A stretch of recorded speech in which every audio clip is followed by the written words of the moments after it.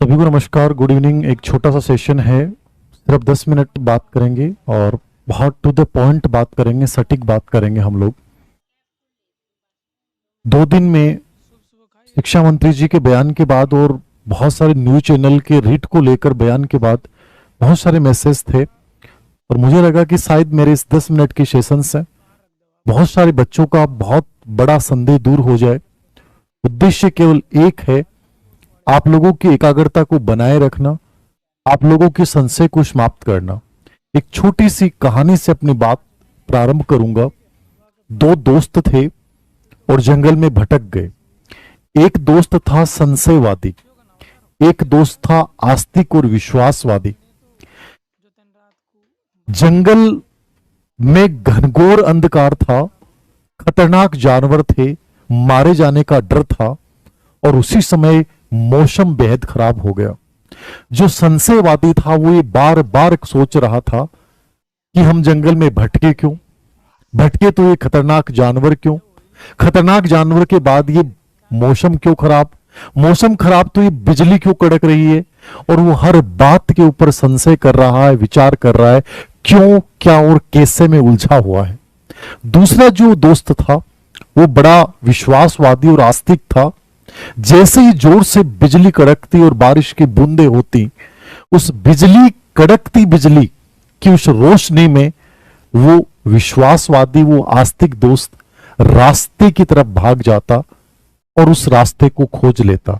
लेकिन जो संशयवादी था वो केवल ये सोच रहा है कि क्यों ये बिजली क्यों कड़क रही है, कैसे कड़क रही है, अभी क्यों बारिश हो रही है, अभी क्यों मौसम खराब हुआ। कहने का मतलब था उस विश्वासवादी ने अपने जिंदगी के रास्ते को प्राप्त कर लिया। उसने बिजली की कड़कड़ाहट में भी रोशनी को खोजते हुए अपने जीवन पथ को खोज लिया। मैं आपसे यही कहना चाहता हूं, जितने संशय अपने अंदर पालोगे, जितने कॉन्फ्लिक्ट अपने अंदर पालोगे, किसी का नुकसान होगा या नहीं होगा, आप खुद अपना सबसे बड़ा नुकसान करोगे।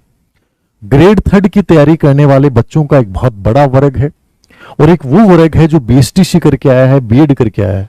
और ये बच्चे जिनको प्रॉपर गाइडेंस नहीं मिल पाती है, उनके लिए एक छोटी सी न्यूज बहुत बड़ी बात बन जाती है कि सर शिक्षा मंत्री जी ने कह दिया। शिक्षा मंत्री जी की मनोस्थिति यह है कि जब भी कैमरे वाले, न्यूज चैनल वाले इनके पास पहुंचते हैं तो पहला सवाल ये होता है कि पिछले 5 साल में राजस्थान के हर छोटे से लेके बड़े के व्यक्ति के मुंह में एक नाम जरूर आता है, रिट।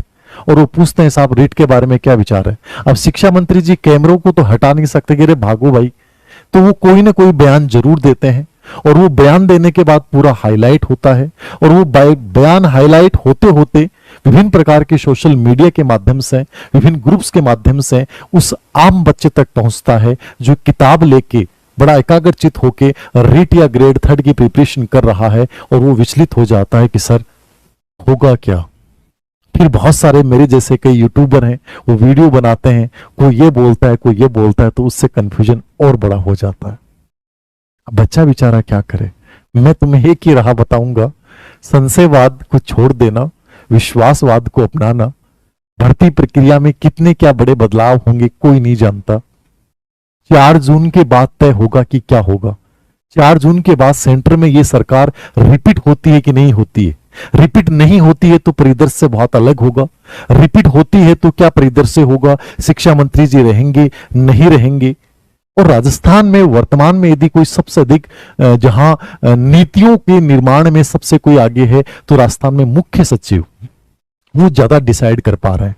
तो शिक्षा मंत्री जी के बयान को लेकर अनावश्यक परेशान ना हो कि सर क्या होगा क्या नहीं होगा। वो सिंपल सी प्रोसेस मैं आपको बता रहा हूं, इसको सुनिएगा, समझिएगा और निश्चित रूप से इसके इर्द गिर्द व्यवस्था होगी। रिट एग्जाम आरटी 2009 की धारा 23 के तहत है, जिसे कोई भी सरकार चेंज नहीं कर सकती, ये होनी है। पहले आ रहा था कि रिट समाप्त हो जाएगी, शिक्षा मंत्री जी ने कहा बीएड के आधार पे नियुक्ति दे देंगे, फिर बदल गए, बोले कि नहीं रिट को तो मैंने समाप्त होने की बात नहीं कही। हाँ, मैं एक परीक्षा की बात कहता हूं, हो सकता है यदि ये इतने बड़े बयान दे रहे हैं तो ये कोशिश जरूर करेंगे कि ये एक एग्जाम करवाएं। ठीक है, अब एक एग्जाम करवाएंगे तो किस तर्ज पे हो सकता है। एचटेट का हमने पैटर्न देखा है, एमपी टेट का हमने पैटर्न देखा है, उस पैटर्न के ऊपर और आंध्र प्रदेश में भी एक ऐसी प्रक्रिया फॉलो की गई है। उस प्रक्रिया को बेस बनाकर ये लोग करवा सकते हैं कि साहब रीट को ये हटा नहीं सकते, हां इसमें बदलाव कर सकते हैं आंशिक। एजुकेशनल साइकोलॉजी, हिंदी, इंग्लिश, इनके साथ सब्जेक्ट का वेटेज जो है वो थोड़ा बढ़ा दिया जाए और उसमें राजस्थान का जीके जो है वो ऐड कर दिया जाए। ये एक में भी ऐसा हो सकता है कि इसी रीट के एग्जाम में ये राजस्थान जीके को जोड़ दें सब्जेक्ट के साथ। हिंदी इंग्लिश के केवल जैसे कि स्टेट में होता है 15% कर दिए इन्होंने, और साइकोलॉजी जो है जैसे 25 नंबर की आती है तो 25 नंबर का पार्ट कर दिया, और बाकी जो पार्ट कर दिया वो सब्जेक्ट प्लस जो आपका राजस्थान जीके वो कर दें। अब आपके मन में ये संशय आएगा कि सर रीट को तो समाप्त नहीं कर सकते, तो क्या दूसरी एग्जाम होगी? अब दूसरी एग्जाम को लेकर अलग अलग है। यदि मेरे से पूछा जाए और मैं सुझाव दूं तो मैं ये निश्चित रूप से सुझाव दूंगा कि एक संस्था से आप एग्जाम आयोजित करवाओ। कि अधीनस्थ सेवा चयन बोर्ड मान लीजिए रीट करवाए, माध्यमिक शिक्षा बोर्ड नहीं करवाए, और रीट का जो पेपर है जैसे कि ग्रेड फर्स्ट ग्रेड सेकंड का पेपर होता है, ग्रेड फर्स्ट का जीके का पेपर फर्स्ट पेपर अलग होगा जिसमें साइकोलॉजी आ गई सेकंड ग्रेड में, और सेकंड पेपर सब्जेक्ट होगा जिसमें टीचिंग मेथड आ गया। तो क्यों ऐसा नहीं किया जा सकता कि आपका मॉर्निंग सेशन जो है 1 घंटे का जो पेपर 2 घंटे का पेपर हो गया वो रीट का हो गया, क्योंकि रीट को आप हटा नहीं सकते, एनईपी के तहत आरटी के तहत कोई सरकार नहीं हटा सकती। तो ये तो होनी अनिवार्य है, और इसी के साथ एक ही संस्था इस पेपर को आयोजित करे और वो संस्था उसमें सब्जेक्ट प्लस आपका टीचिंग मेथड या जो भी ग्रेड थर्ड का आपका पैटर्न था एज इट इज दोनों पेपर एक ही दिन हो जाए। 1 साल में 8 महीने में प्रोसेस पूरी की जा सकती है। यूपीएससी में प्रीलिम्स होती है, मेंस होती है, इंटरव्यू होता है, रिजल्ट होता है।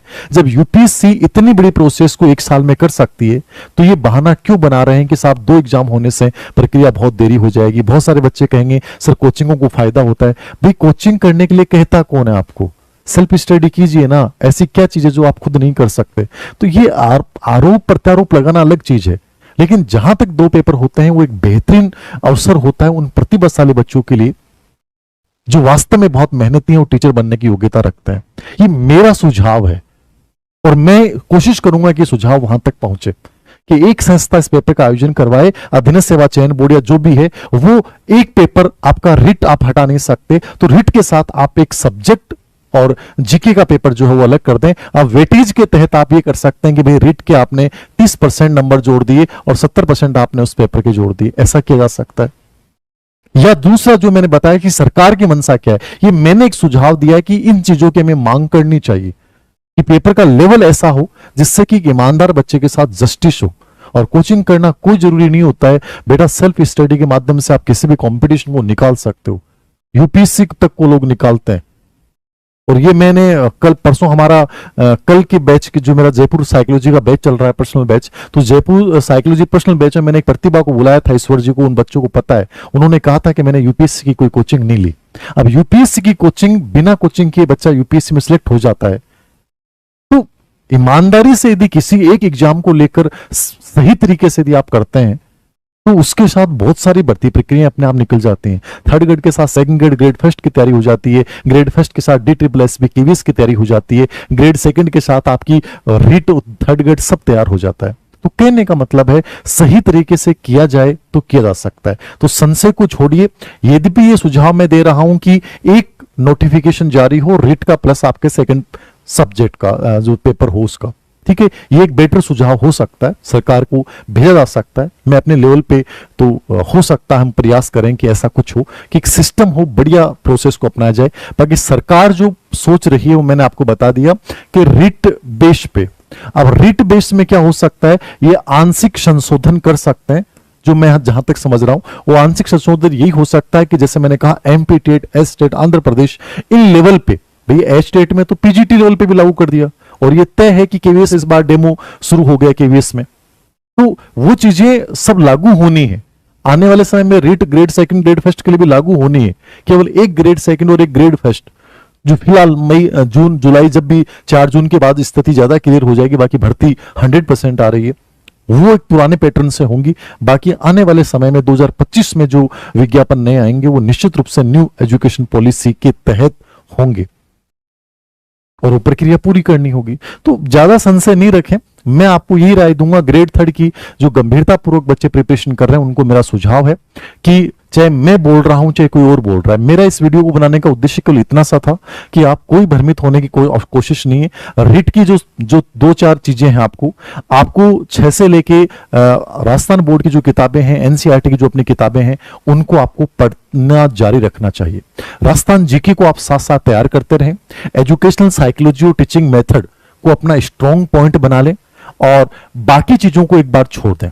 भाई रीट आपका है ही नहीं तो आप हिंदी इंग्लिश भी देखें, अन्यथा राजस्थान बोर्ड की जो बुक्स हैं जो सेम एनसीईआरटी में है, टीचिंग मेथड, एजुकेशनल साइकोलॉजी, और मैं एक एक्स्ट्रा में पॉइंट आपको बता रहा हूं कि राजस्थान जीके आपको साथ साथ पढ़ना चाहिए। यदि एक एग्जाम भी करवाएंगे तो ये मान के चलिएगा राजस्थान जीके जरूर ऐड होगा, यानी इतना परिवर्तन ये रीट लेवल में अपने लेवल पे कर सकते हैं। तो ईमानदारी से यदि आप बहुत सिंसियर हैं तो बिना कोई बातें सुने, ना इसकी सुने ना उसकी सुने, मैंने जो आपको बात बोली है इतना सा फॉलो कीजिएगा।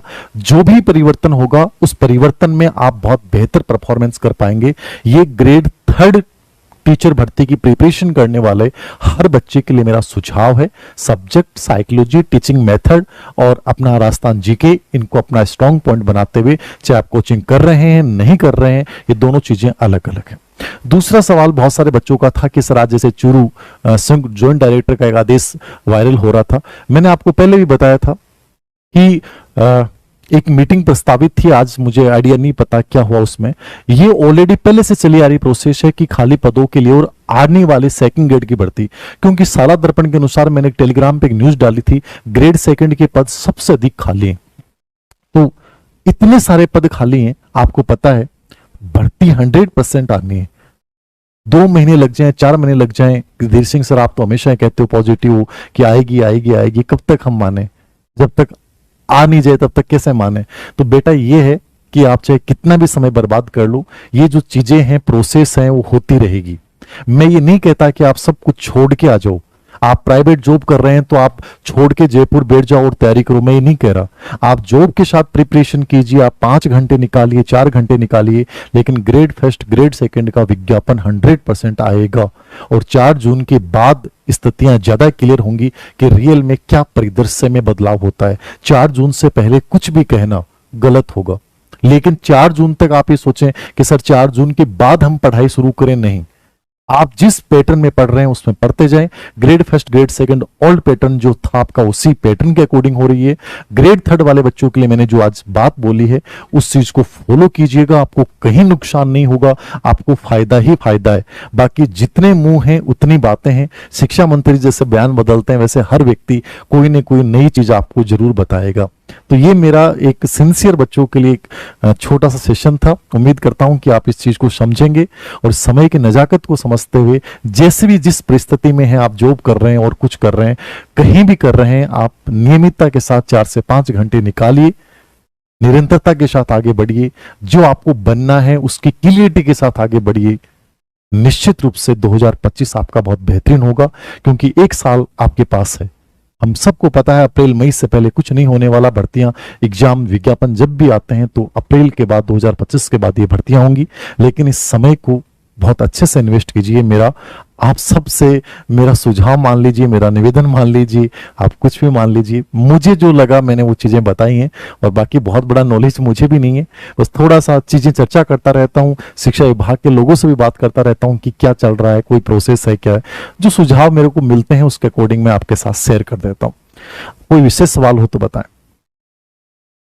फर्स्ट ग्रेड के कोर्स में सर इंडियन हिस्ट्री, हाँ इंडियन हिस्ट्री लगभग हो गई है, 2-3 वीडियो हैं वो मैं खुद करवाऊंगा, और राजस्थान ज्योग्राफी अपडेट जो है वो चल रही है, हो जाएगी।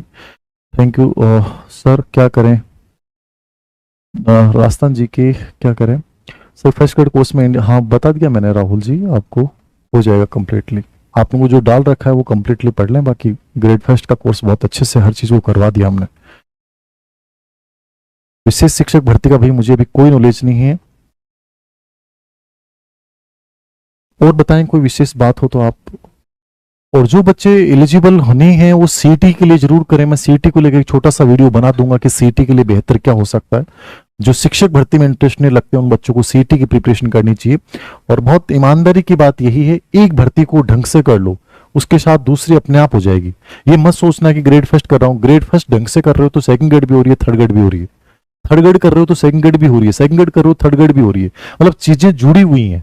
वैसे ईमानदारी से करो, एजुकेशनल साइकोलॉजी सब जगह पढ़नी है, टीचिंग मेथड सब जगह पढ़ना है, राजस्थान जी के लगभग सब जगह पढ़ना है, सब्जेक्ट आपको सब जगह पढ़ना है। तो ये जो 3-4 बड़े मेजर पार्ट हैं, इनको बहुत अच्छे से तैयार कर लीजिए, फिर ये संशय रहेगा ही नहीं। कितना भी पैटर्न बदल दें, कुछ भी कर दें, क्या फर्क पड़ने वाला है, इसको लेकर कोई कंफ्यूजन मत रखें।